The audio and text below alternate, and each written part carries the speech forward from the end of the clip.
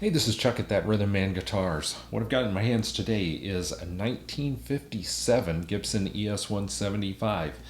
It's in really remarkable condition considering its age. It was probably played a fair amount, but taken care of amazingly well.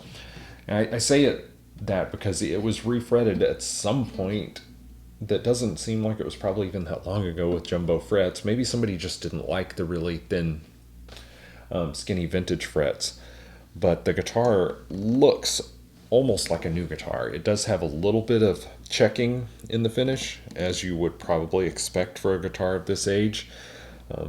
No evidence of an overspray or anything like that. Plays beautifully, and the pickups, not surprisingly, were taken out by somebody at some point, presumably put in a Les Paul. We put a set of throwbacks in here to give you, as close to vintage PAF spec as possible without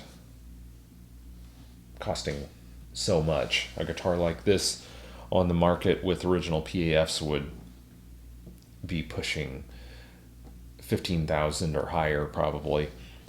But in this case, you can get it for under 10 for sure.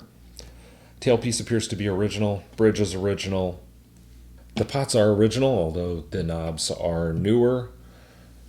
Switch tip has been changed, but the switch is original.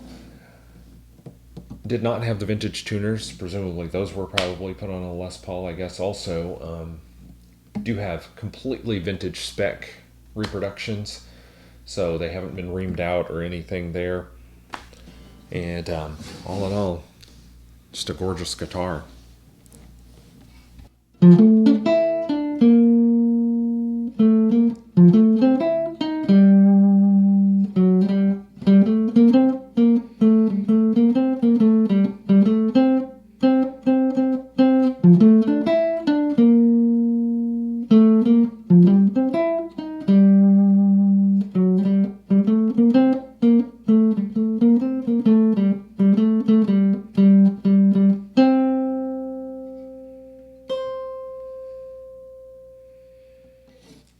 And right at the moment, we are fortunate enough to have 3 vintage ES-175s in stock.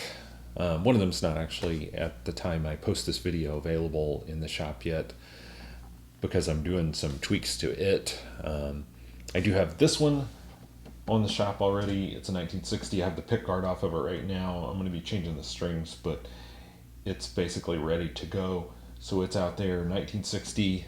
Pickups gone again. These are MHS by Gibson, which are another fantastic PAF reproduction. And then we also have a 1962 natural ES-175 that will be available soon.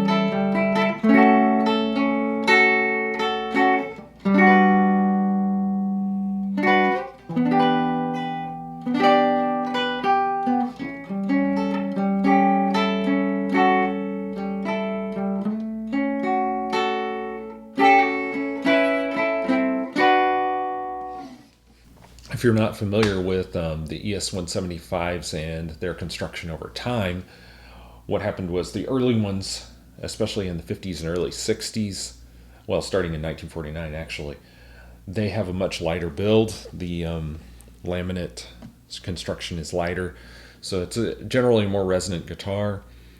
Can lead to a little more feedback issues, but they tend to have a different sound than the ones that were made later, which tend to sound almost more like a pushing toward more like a semi-hollow guitar. So for the choices, this one, they're all going to be very similar in a lot of ways. Pickups are going to be a little different, but this one has the 57 neck, so if you like the larger neck, not baseball bat, but the heavier neck, this is the one for you. 1960 has the little bit thinner neck, so a little bit thinner than a 59 typical neck. Very comfortable, so more of a medium C rather than a large C, which is what this one has. And then the 62 kind of drifts a little bit back towards slightly thicker again, so it's going to be just a little bit thicker than the neck on this one. But I'll have that kind of light resonant construction.